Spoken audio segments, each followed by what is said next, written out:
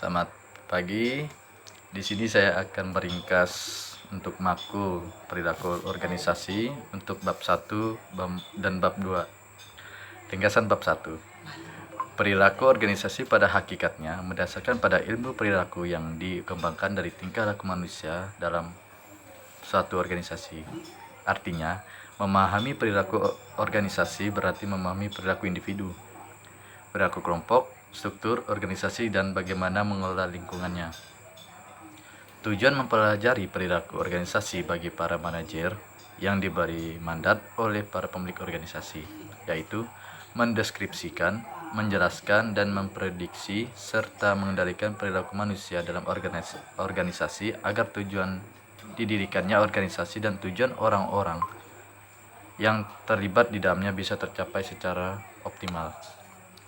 Perilaku organisasi merupakan suatu ilmu perilaku organisasi terapan yang dibangun atau sumbangan-sumbangan dari sejumlah disiplin ilmu bidang ilmu relatif baru yang bersifat multidisipliner.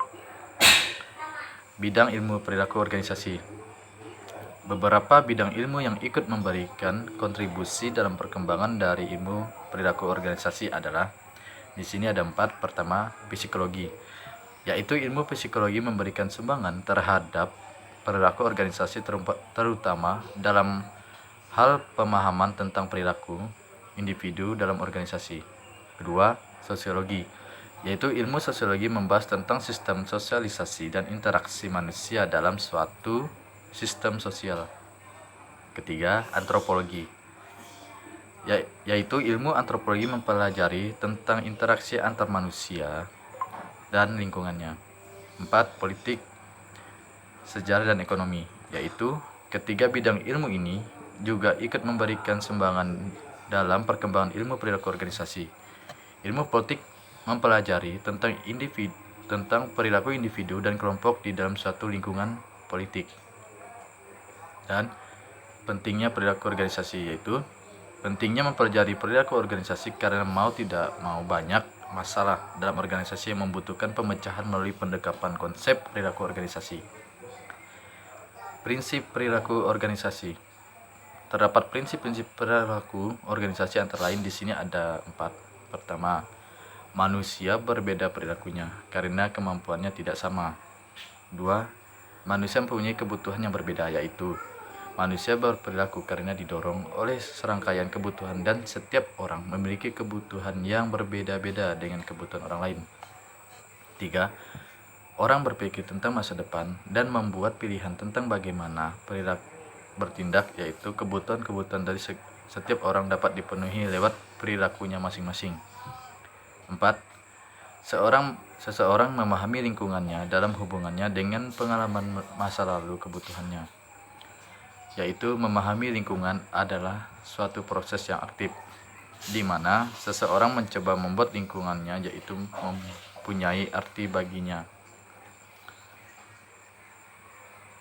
3. Karakteristik, yaitu di sini karakteristik ada 3. Pertama, perilaku, yaitu fokus dari perilaku organisasi adalah perilaku individu dalam organisasi. 2. Struktur, yaitu struktur dari organisasi dan kelompok.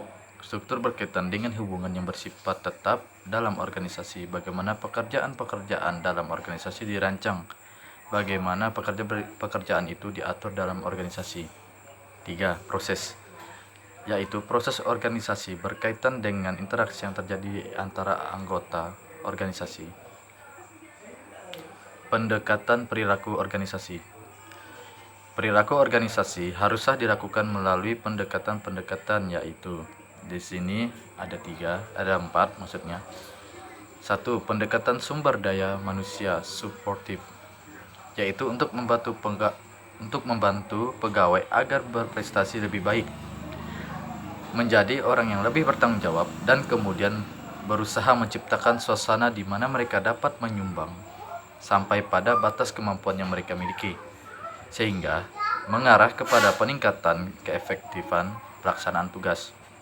2.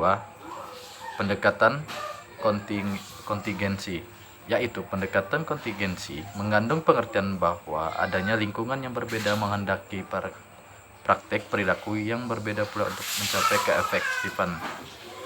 3. Pendekatan produktivitas, yaitu pendekatan produktivitas sebagai ukuran seberapa efisien suatu organisasi dapat menghasilkan keluaran yang diinginkan. 4. Pendekatan sistem, terutama diterapkannya dalam sistem sosial di mana di dalamnya terdapat seperangkat hubungan manusia yang rumit yang berinteraksi dalam berbagai banyak cara. Dan ringkasan bab 2-nya, bagian 1, perilaku sangat dipengaruhi oleh lingkungan di mana dia berada, baik di lingkungan keluarga, masyarakat, adat istiadat dan budaya, serta lingkungan di mana individu berada. Jenis-jenis perilaku dapat dibagi menjadi 2 sebagai berikut. 1. Perilaku tertutup, covert behavior, yaitu perilaku tertutup adalah respon yang tidak langsung tampak setelah adanya si stimulus, biasanya terbatas pada perhatian, persepsi, pengetahuan, kesadaran, dan sikap seseorang yang menerima stimulus tersebut. 2. Perilaku terbuka, overt behavior, yaitu perilaku terbuka adalah respon seseorang terhadap stimulus yang langsung tampak pada praktek atau tindakannya sehingga dengan mudah dapat diamati oleh orang lain. Pengertian perilaku individu. Perilaku individu adalah cikal bakal dari perilaku organisasi.